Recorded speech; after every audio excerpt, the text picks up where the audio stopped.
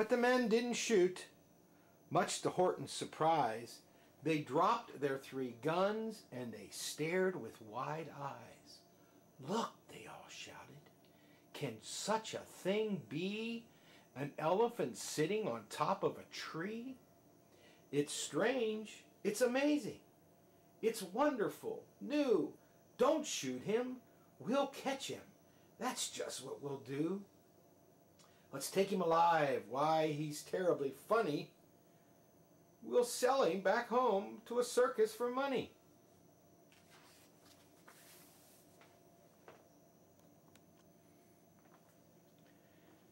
And the first thing he knew, they had built a big wagon with ropes on the top for the pullers to drag on. They dug up his tree and they put it inside, with Horton so sad he practically cried.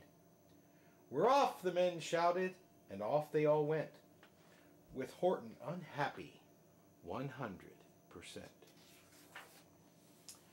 Up out of the jungle, up into the sky, up over the mountains 10,000 feet high, then down the mountains and down to the sea went the cart with the elephant. Egg, nest, and tree. Then out of the wagon and onto a ship out over the ocean. And ooh, what a trip! Rolling and tossing and splashed with the spray. And Horton said day after day after day, "I meant what I said and I said what I meant. But oh, am I seasick 100%. After bobbing around for 2 weeks like a cork, they landed at last in the town of New York. All ashore, the men shouted, and down with a lurch went Horton the elephant, still on his perch, tied onto a board that could scarcely hold him. Bump! Horton landed, and then the men sold him. Sold to a circus. Then week after week they showed him to people at 10 cents a peek.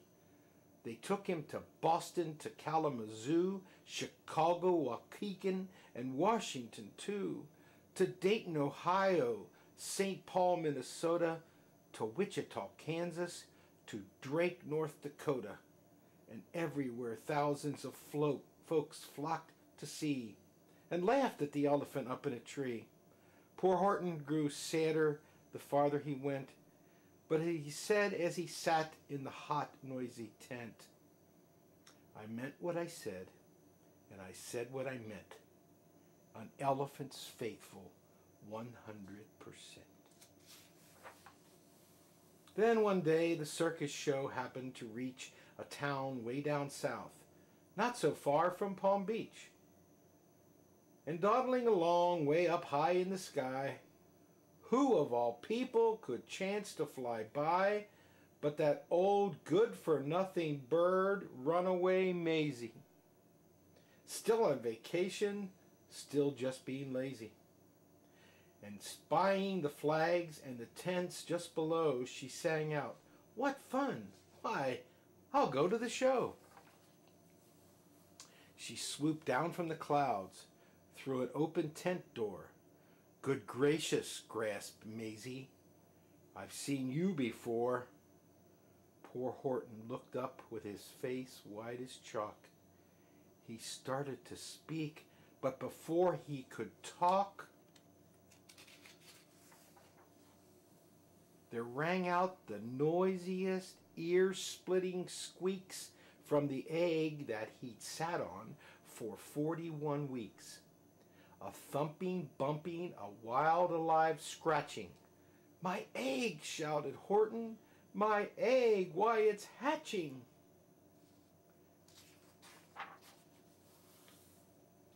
"But it's mine!" screamed the bird when she heard the egg crack. The work was all done, now she wanted it back. "It's my egg!" she spurted. "You stole it from me! Get off my nest and get out of my tree!" Poor Horton backed down with a sad heavy heart. But at that very instant, the egg burst apart, and one of the pieces of red and white shell from the egg that had sat on so long and so well, Horton the elephant saw something whiz. It has ears, it has a tail, and a trunk just like his. And the people came shouting, "What's all this about?" They looked and they stared with their eyes popping out. Then they cheered and they cheered and they cheered more and more. They'd never seen anything like it before. "My goodness, my gracious," they shouted. "My word, it's something brand new. It's an elephant bird." And it should be like that, because Horton was faithful. He sat and he sat. He meant what he said, and he said what he meant.